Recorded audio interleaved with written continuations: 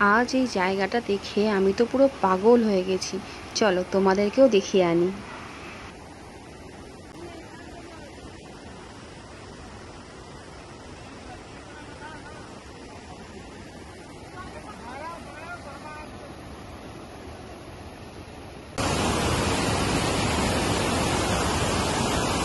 তো এই যে আমার হে হাত দেখাচ্ছে।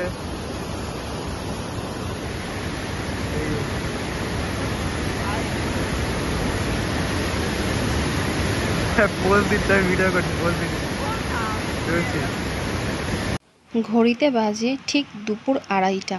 আমরা মোটামুটি 2টো নাগাদ এখানে পৌঁছে গেছি, কিন্তু বিশ্বাস করো এই ভিউটা দেখতে দেখতে কখন যে আধ ঘন্টা কেটে গেল বুঝতেই পারিনি। তো যাই হোক, এখানে আমরা এসেছি লাঞ্চ করতে। এই যে হোটেল, এখানে প্রচুর মানুষ খাওয়া দাওয়া করছে। তো এখানে ভিউ দেখতে দেখতে লাঞ্চ করা, এটা একটা আলাদাই বলে না সৌভাগ্য, মানে সেরকমই ব্যাপার।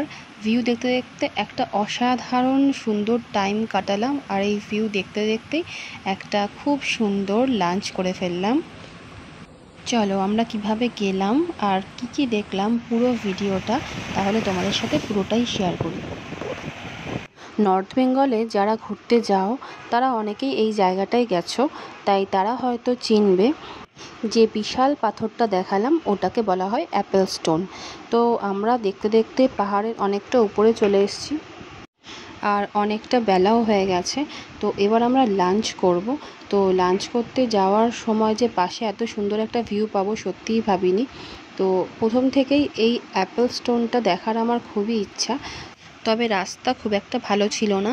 রাস্তার মাঝখানে মাঝখানে অনেক গর্ত, মানে খুব সাবধানে যেতে হয়েছে। তো ফাইনালি আমরা পৌঁছে গেলাম মেন জায়গায়। বেশিরভাগ ট্যুরিস্ট এসে এই রেস্টুরেন্টটাতেই লাঞ্চ করে, আর প্রচুর মানুষ এখানে এসেছে লাঞ্চ করতে। এবার চলো তোমাদেরকে ভিউটা দেখাই।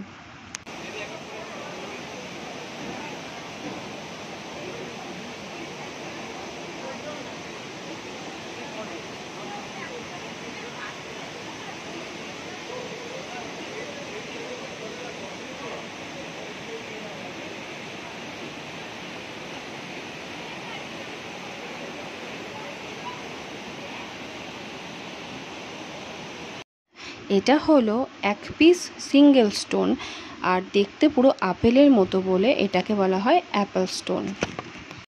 এত বড় সিঙ্গেল পিস পাথর কিন্তু খুব কমই দেখা যায়।